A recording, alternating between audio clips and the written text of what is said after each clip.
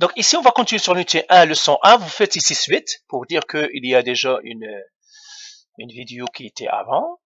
Donc on va faire suite, la date, l'heure, etc. Alors, dans la première vidéo, on a parlé un petit peu des composants du climat. On a dit les composants de l'énergie solaire, l'atmosphère et l'air. Alors, on va maintenant parler, donc on va faire grand 3, le soleil.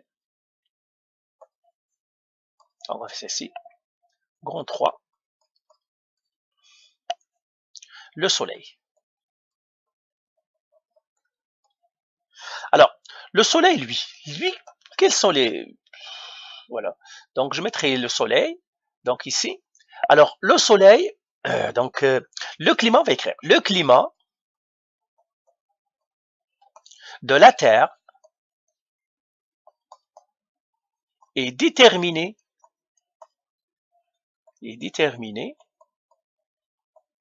par l'énergie solaire.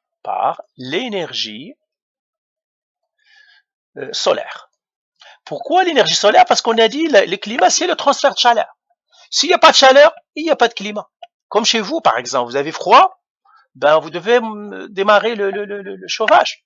Pourquoi? Parce que le chauffage va faire transférer le chaleur d'un endroit à un autre. Vous avez chaud, vous allez démarrer le climatiseur. Le climatiseur va essayer encore une fois, de faire un transfert de chaleur ailleurs de chez vous pour que vous ayez un peu plus, un peu plus froid. Alors, donc c'est l'énergie solaire qui est très importante. Hein. Alors, l'importance de l'énergie solaire qui frappe là, c'est ça. Alors, l'importance de l'énergie solaire dépend de la force avec laquelle le soleil se consomme et de la proximité de la Terre au soleil. Ok? Donc, l'énergie solaire, est-ce qu'elle va changer? Eh bien non. Ok? La quantité d'énergie solaire qui frappe la Terre n'évolue pas très rapidement, donc on va l'écrire ici. La quantité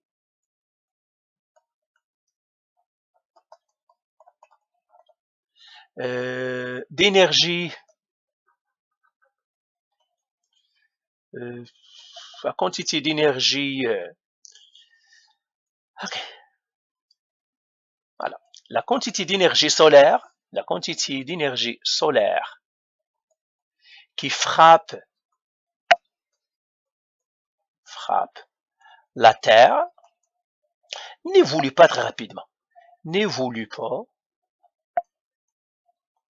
très rapidement. Très rapidement. C'est-à-dire il y a des petites évolutions rapidement, très très très petites, de telle manière qu'on ne le sait même pas. Et les variations des radiations solaires, qui sont petites, qui sont très petites,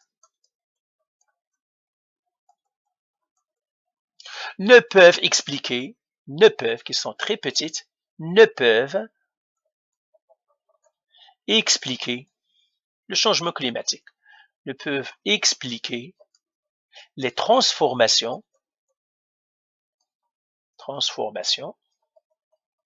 climatiques dans les transformations climatiques que nous observons.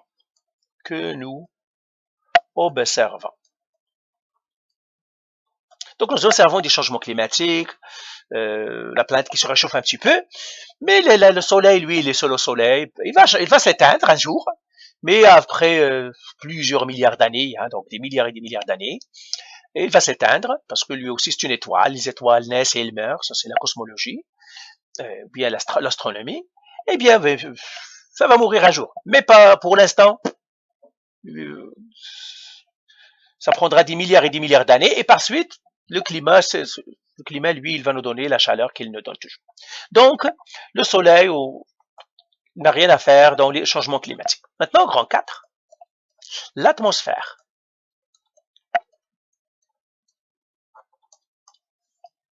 Alors, parlons un peu de l'atmosphère. Alors, je vais effacer ici. Parlons un peu de l'atmosphère. Eh bien, l'atmosphère, c'est la couche de gaz qui entoure la Terre. L'atmosphère, c'est quoi l'atmosphère? Et la couche de gaz qui entourent la Terre. Qui entourent la Terre. Donc, il y a la Terre, je vais le mettre avec une couleur, par exemple, ici. Elle est là. Et puis, il y a une couche autour. Et ça, je vais la mettre comme ça. Et une couche autour, ça c'est la Terre. Et il y a une couche autour, c'est ce qu'on appelle l'atmosphère. Et cette atmosphère, il est faite de quoi? D'un gaz, de gaz. D'accord? C'est une couche de gaz. Ok. L'atmosphère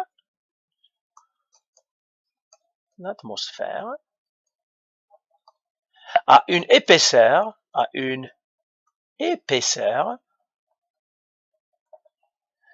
de 100 km. De 100 km. C'est ça l'atmosphère. Donc, si je regarde la couche de 1, il y a 100 km à partir du sol. Nous sommes maintenant dans l'atmosphère. Hein. Nous qui nous sommes sous le sol, nous sommes dans l'atmosphère. Alors, il y a 100 km ici. Après ces 100 km, il n'y a rien. Après les 100 km, il n'y a rien. Il y a 100 km, c'est ça l'atmosphère. Tout le gaz ici. Plus on monte, plus il y a moins de gaz. Plus on descend, il y a plus de gaz. Ben, tout simplement parce que le gaz est attiré par la Terre, par la gravitation. C'est pour cela qu'à notre niveau, il y a plus de gaz que si on monte. C'est pour cela que les gens qui montent, par exemple, dans les montagnes, ils doivent faire très attention parce que plus ils montent, plus il y a l'oxygène qui diminue. Et c'est pour cela qu'ils ont les bonbons d'oxygène. Ils doivent faire attention à leur rythme cardiaque, etc. Parce que c'est plus tu montes. Donc, c'est ça. Alors, il y a plusieurs couches dans l'atmosphère. On va l'écrire. Il y a plusieurs couches dans l'atmosphère. Ici, on ne va pas les donner. Dans l'atmosphère, il y a plusieurs couches. De l'atmosphère. Alors, si je regarde l'atmosphère, donc je vais le faire. Ok, je vais effacer ça. Il y a plusieurs couches. Alors, la Terre, ici, je vais un petit peu le tasser un peu, celui-là.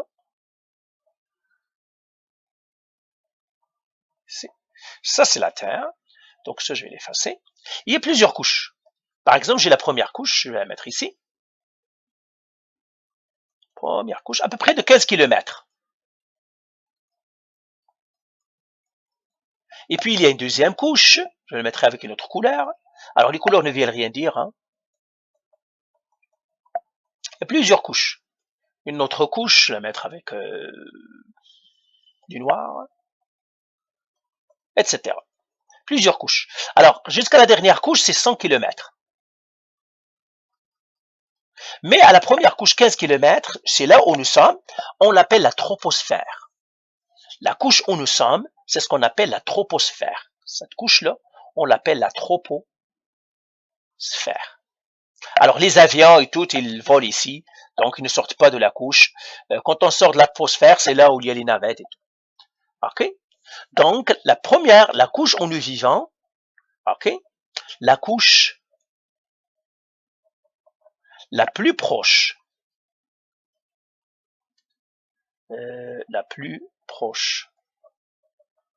de sol, de la surface de la Terre,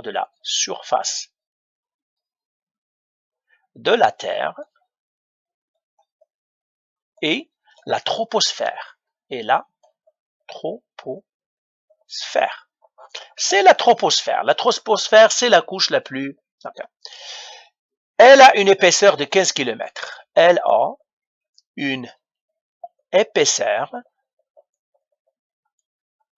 de 15 km. L'épaisseur de la troposphère, c'est 15 km. C'est ça la troposphère. Donc, nous, ce qui nous intéresserait, c'est la troposphère parce que c'est elle qui va influencer sur le climat. Donc, la troposphère, c'est très important. Parce que c'est celle qui agit sur le climat. C'est la troposphère. Très, très bien. Alors, on continue ici. Alors, l'air de notre atmosphère, l'air de l'atmosphère est constitué, ou bien est composé. Alors, de quoi il est composé? Il est composé de 78%, c'est de l'azote. l'azote, le N2. 2, il est composé de 21%, 21% c'est de l'oxygène, le O2. Et puis 3, donc qu'est-ce qu'il y a dans les petits 3? Autres gaz. Et il y a d'autres gaz. Il y a autres gaz. Alors quels sont ces autres gaz? Ben, on a plusieurs, le CO2, ok. Donc CO2, on a H2O, vapeur, ok, le méthane, etc. L'ozone, O3, donc je l'écris ozone.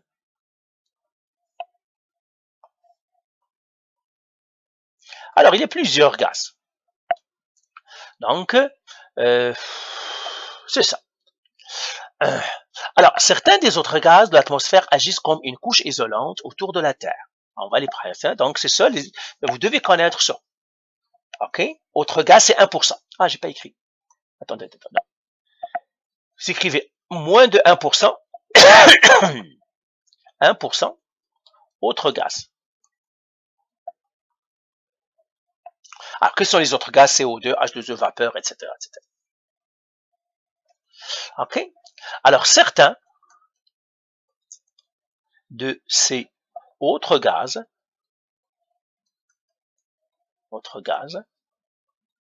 sont des gaz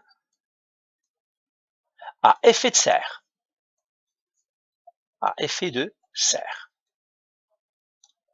On va savoir c'est quoi les gaz à effet de serre, quels sont leurs rôles, etc. Alors, quels sont ces gaz à effet de serre? C'est ceux que je vous ai donnés au début, comme le CO2, le méthane, ok, le H2O vapeur, l'eau vapeur, eau vapeur, H2O vapeur. Alors, H2O c'est l'eau. Donc ça c'est l'eau, le H2O c'est l'eau, etc. Donc ce sont des gaz à effet de serre. Alors ces gaz-là, qu'est-ce qu'ils font? Ils empêchent la chaleur de sortir. Ils empêchent, ces gaz-là, ils empêchent la chaleur de sortir. La chaleur de sortir. Et c'est pour ça qu'on les appelle gaz à effet de serre. Pourquoi? Parce que ils réchauffent, on verra tout ça. Très très bien. Troisième maintenant, donc on a parlé du soleil, on a parlé de... Ici, de quoi on a parlé? On a parlé du soleil, on a parlé de l'atmosphère. Maintenant, on va parler de l'hydrosphère, l'eau. Donc, on va faire grand 5. On va faire ici l'hydrosphère. L'eau. Alors, l'air ici, bien sûr, c'est l'atmosphère, c'est l'air. Good. Donc, l'hydrosphère. Alors, on va dire quelques mots sur l'hydrosphère. Ok, on va dire des choses sur l'hydrosphère. Ok, alors je vais enlever le globe ici. Hein. C'est ça. Alors, environ 70% de la surface de la Terre est recouverte d'eau. Environ 70% de la surface de la Terre est recouverte d'eau. OK? Donc, l'hydrosphère désigne l'eau. L'hydrosphère, l'hydrosphère, Hydro-Ottawa, Hydro-Québec, etc. C'est pour ça, parce que l'eau. L'hydrosphère, OK, désigne l'ensemble de l'eau présente sur la Terre. L'ensemble de l'eau présente dans le système terrestre. Dans le système terrestre.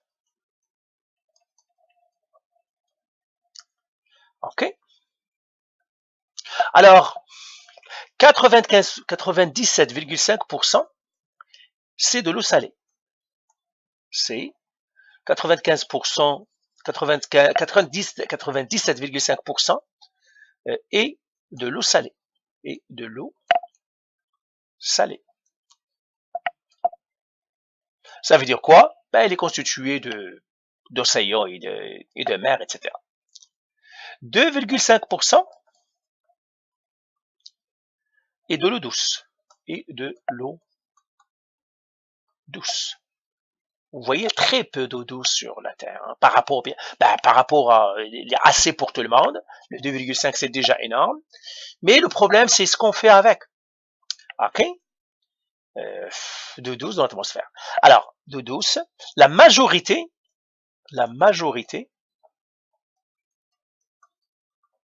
de cette eau douce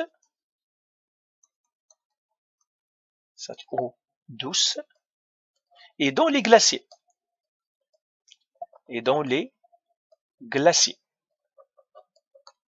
Alors, il reste un peu pour que nous buvons, etc.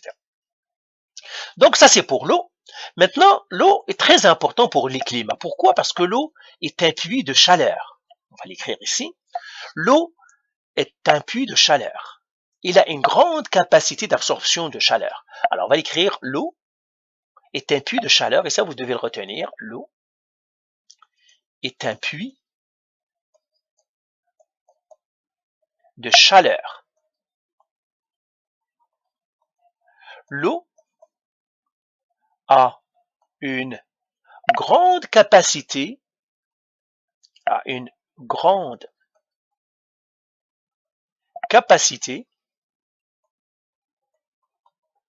d'absorption,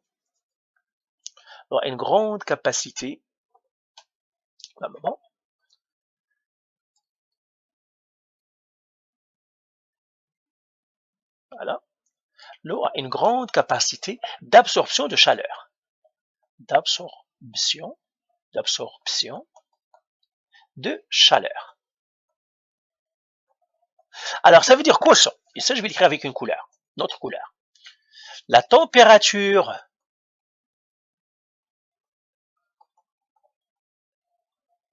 c'est-à-dire, voilà, en grande comparaison, je vais l'écrire avec, tout simplement pour dire, l'eau se réchauffe moins rapidement. L'eau, je vais l'écrire avec une couleur, l'eau se réchauffe, ça veut dire la température de l'eau augmente doucement, hein, se réchauffe, moins rapidement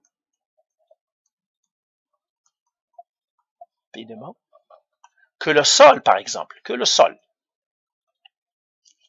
Ça, c'est une propriété. Pourquoi? Parce que pour réchauffer, par exemple, augmenter la température de l'eau, on doit donner plus d'énergie que si je veux augmenter la température du sol. Si je veux augmenter la température du sol, je donne moins d'énergie. Si je veux augmenter la température de l'eau, je dois donner plus d'énergie que si je veux réchauffer le sol. L'eau se refroidit moins rapidement,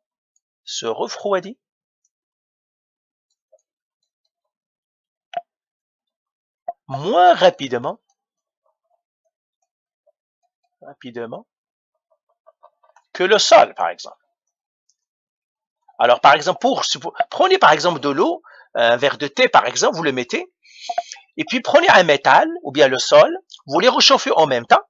Vous chauffez par exemple le thé, vous chauffez par exemple un petit métal, et puis déposez-le. Après 2 minutes, vous touchez le métal, vous allez voir, il s'est refroidi, mais vous touchez l'eau, vous allez trouver, elle est encore chaude comme vous venez de les déposer. Donc ça, c'est une petite expérience que vous pouvez faire. Mais ça, ce sont deux réalités. Alors, on va voir que ce facteur-là est très important pour le climat.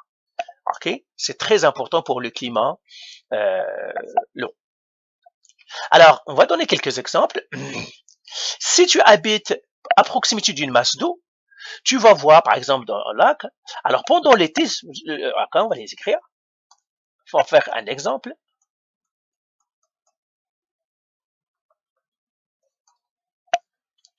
OK.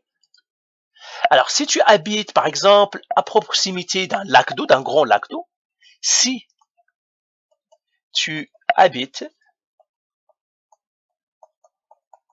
à proximité proximité de la mer ou d'un lac d'eau, d'un grand lac d'eau par exemple, d'un grand lac d'eau, ou au bord de la mer, au bord de la mer, tu vas constater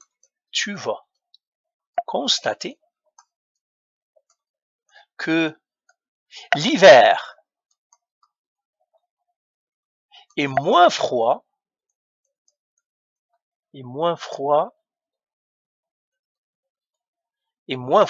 et que l'été est moins chaud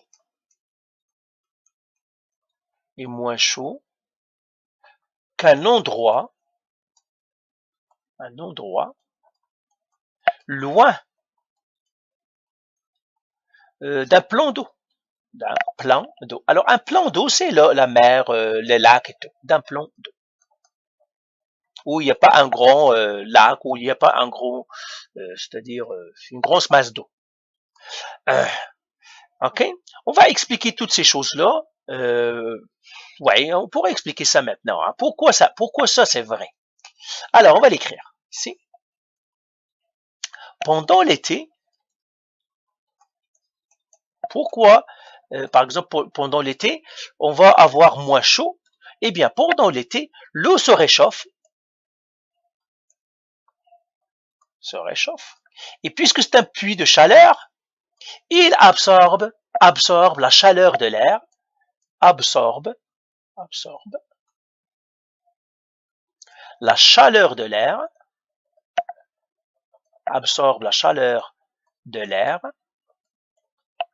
donc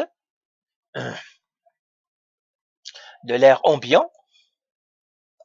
Donc la chaleur de l'air, il va l'absorber, il absorbe la chaleur de l'air et du sol,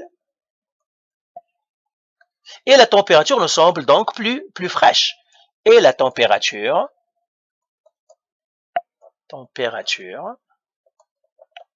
nous semble plus fraîche, plus petite, plus fraîche. Tout simplement pourquoi? C'est comme un climatiseur, plus fraîche. Un climatiseur, lui, qu'est-ce qu'il fait? Il absorbe la chaleur et la sort dehors. C'est pour cela que tu crois que tu es en train de te refroidir. C'est la même chose. Lui, l'eau ici, il joue comme un climatiseur et il absorbe la chaleur de l'air et du sol. Ok? Alors, en hiver, ok? Lorsque l'hiver arrive, en hiver, je mettrai tout simplement en hiver,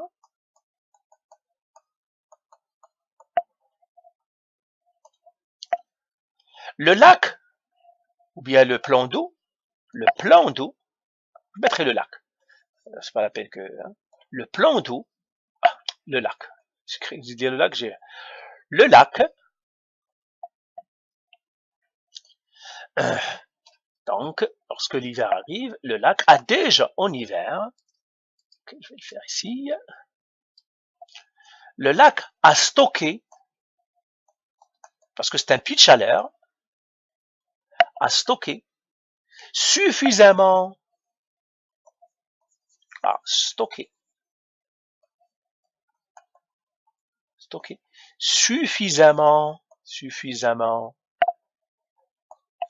de chaleur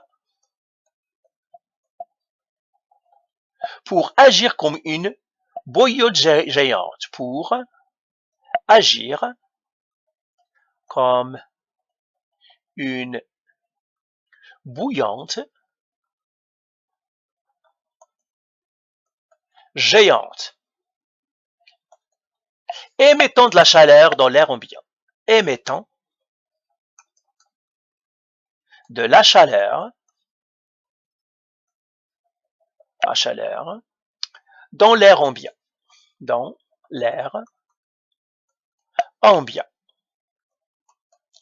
Et on va voir pourquoi il émet. C'est tout simplement parce que la chaleur part toujours du plus chaud vers le plus froid. Par exemple, l'air est plus froid, l'eau est plus chaud, et bien l'eau, qu'est-ce qu'il va faire? Il va émettre de la chaleur vers le plus froid. Si l'air est plus chaud, et puis l'eau est plus froid, et bien l'eau va recevoir la chaleur, parce que la chaleur part toujours du plus chaud vers le plus froid. Mais ça, on en parlera. Ok? Donc, c'est-à-dire l'eau, ou bien le lac va émettre de la chaleur dans l'air ambiant, et qu'est-ce qu'il va faire? Ce qui fait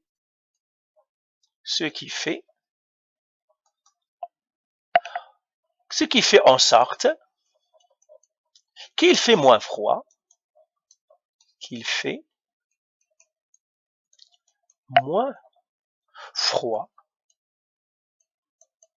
près du lac.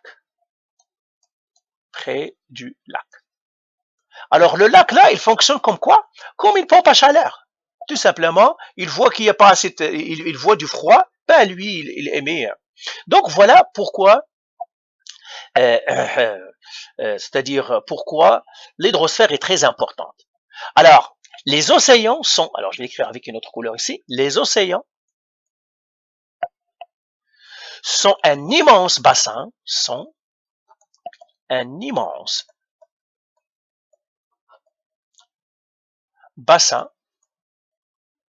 d'eau, un immense bassin d'eau qui peut absorber des quantités phénoménales de chaleur, qui peut absorber une quantité phénoménale, c'est-à-dire très grande, je mettrai très grande au lieu de phénoménale, qui peut permettre d'absorber une très grande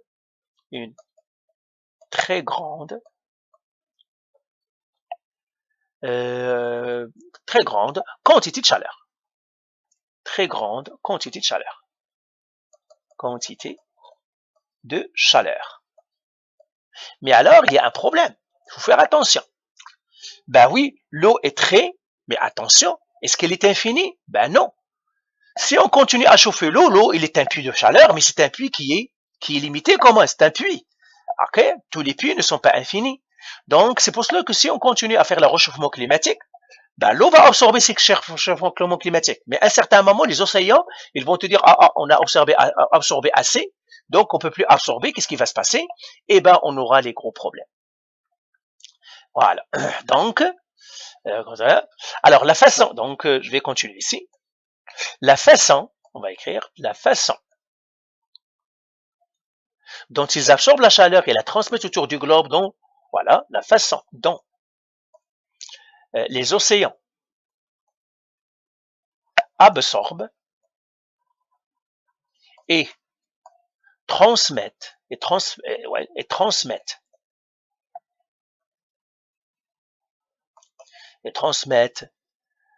la chaleur autour du globe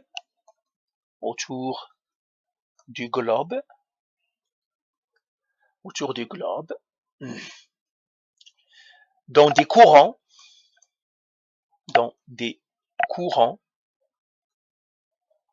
océaniques,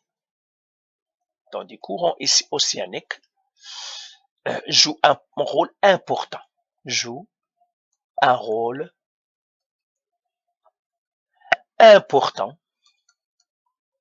Important dans la détermination du climat. Important dans la détermination du climat. Mais pour l'instant, on va le voir dans la leçon 2. On va apprendre de ça dans le climat terrestre. Du climat terrestre.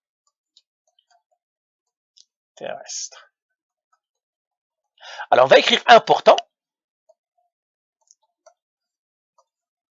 Notre couleur.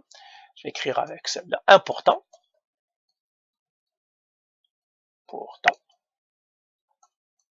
La capacité des océans d'absorber de la chaleur n'est pas infinie. La capacité des océans à absorber la chaleur n'est pas infinie. Parce que si on dépasse une certaine limite, l'eau va s'évaporer, on aura pas infini. Il faut faire attention au réchauffement climatique. Il faut faire attention au réchauffement climatique.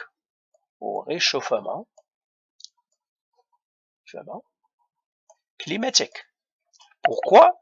Parce que si on continue à réchauffer le climat, eh bien, les glaciers vont fondre, les océans peuvent, avec un certain temps, ils vont s'évaporer, on aura beaucoup de problèmes. On aura beaucoup de problèmes. Donc voilà, on a parlé un petit peu des trois composantes. On a parlé du Soleil, on a parlé de l'atmosphère et on a parlé de l'hydrosphère. Et s'il faut se souvenir, on va en parler quand on parlera maintenant du climat encore, il faut se souvenir que le climat, c'est le transfert de chaleur. Comment la chaleur se transfère? Okay, la chaleur peut se transférer du soleil, il nous le ramène, il va se transférer d'un endroit à l'autre par l'air. Par exemple, l'air qui est chaud, il va monter vers le nord, vers le haut. Et puis par l'eau aussi. L'eau, quand il va se réchauffer, il y a des courants océaniques qui vont distribuer cette chaleur sur la Terre. Et c'est ce qui fait le climat. Donc voilà pour ça, je vais arrêter parce que déjà la vidéo est lente. Donc je vais arrêter ici. Allez, bye.